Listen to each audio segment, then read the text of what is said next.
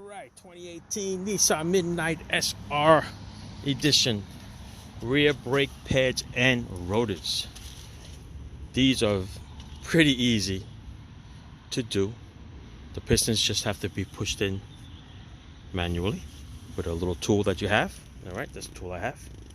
Now, same thing as the fronts.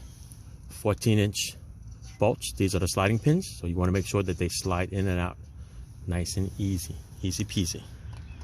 Right, take the two 14s out, caliper comes up out of the way.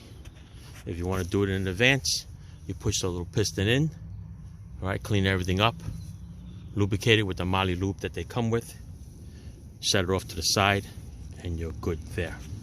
Now back here, number 19mm bolts. Okay, this one's easy. This one you cannot put a 1/2-inch socket with a 1/2-inch ratchet. Your best friend is going to be a ratcheting wrench. Flex one would be even better because you can move it out of the way.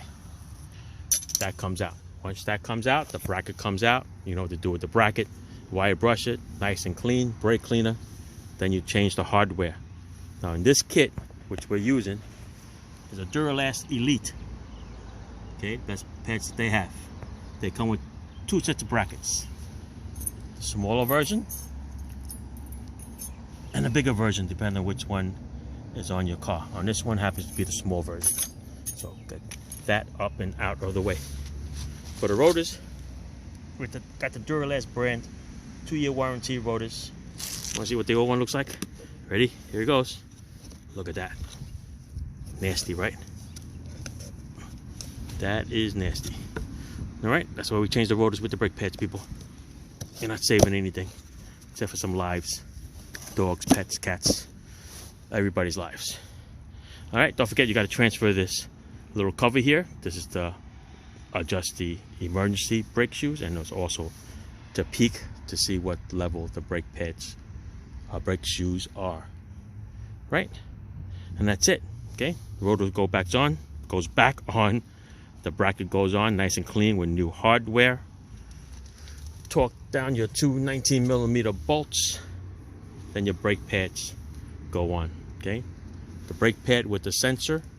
Okay, the sensor up on top goes on the inside, pointing to top, and then the outside pad goes in. Easy peasy. All right, and then this piece here will go up and over like that. Make sure you don't mess up that little boot there.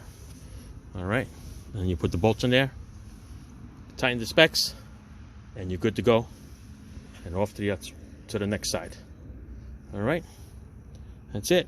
This is a real quick one. Thanks for watching. Ciao. And again, I forgot to tell you folks, don't forget to squeeze in your piston. All right, get a nice proper tool. Squeeze it in nice and easy. Should go in like butter. Okay, make sure that the rubber boot there folds into each other. Okay, you want to go a little slower. Let the air compress out. If the boot sticks out past this piston, just get a little blunt screwdriver and just push it in all the way around. Make sure it's flush. Okay, it should be not be past the piston, otherwise it'll cut it up. All right, you see that pops up a little bit right there. Okay, just get a little blunt screwdriver and just push it in a little bit.